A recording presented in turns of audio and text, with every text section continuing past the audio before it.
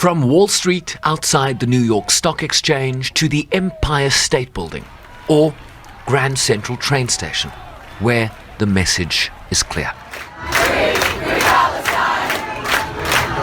Free, free Palestine! It's just devastating to know that Israel continues to escalate its violence, its genocide against Palestinians in every way.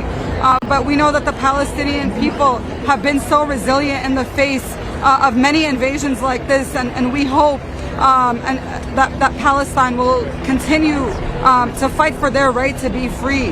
While I'm not Palestinian myself, I think many people here may not be Palestinians, but we all feel for the pain and sufferings of the Palestinians.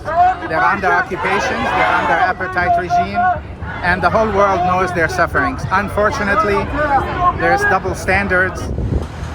Nearby at the United Nations, passage of a General Assembly non-binding resolution calling for an immediate ceasefire winning the day, but with little real impact on the ground, as the 10 elected non-permanent members of the Security Council now introduce a fresh draft that would push for humanitarian pauses, with expectations low after 4 failures to agree humanitarian texts in just the last 2 weeks.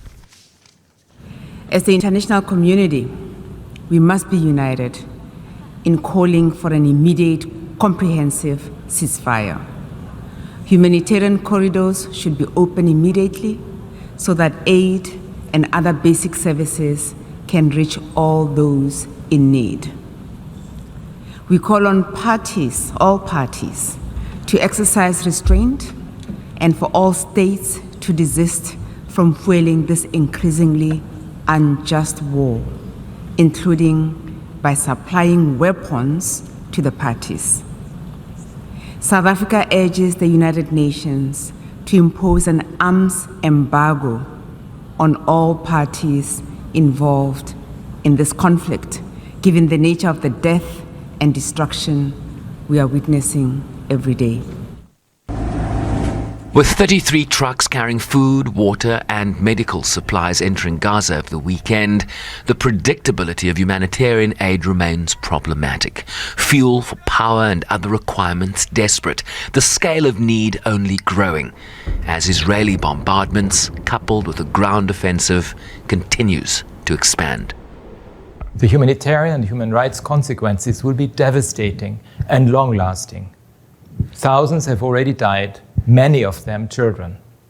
Given the manner in which military operations have been conducted until now, in the context of the 56-year-old occupation, I am raising alarm about the possibly catastrophic consequences of large-scale ground operations in Gaza and the potential for thousands more civilians to die. Continued violence is not the answer. As the Security Council convenes for a 5th time since Hamas's October 7th attack on Israel. That assault killed approximately 1,400 with over 200 hostages taken. The Israeli military response has been overwhelming in Gaza as the death toll climbs above 8,000, including over 3,000 children killed.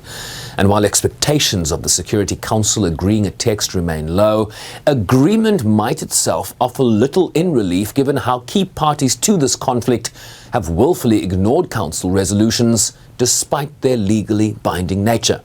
And in so doing, strengthening the argument that solutions might very well be found elsewhere. Sherwin Riceby's SABC News, New York.